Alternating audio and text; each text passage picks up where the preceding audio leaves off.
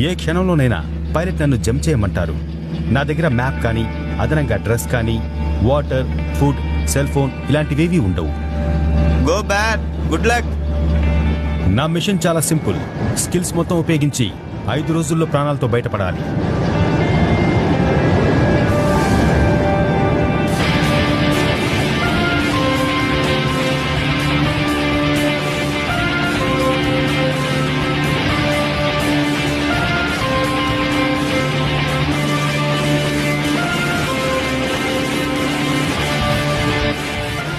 నేల మీద కెమెరా సిబ్బంది నన్ను ఫాలో అవుతుంటారు, కానీ రూల్స్ పాటించాలి. వాళ్ళు నాతో మాట్లాడకూడదు. జీవన్మరణ పరిస్థితుల్లో మాత్రమే వాళ్ళు చొరవ తీసుకోవాలి.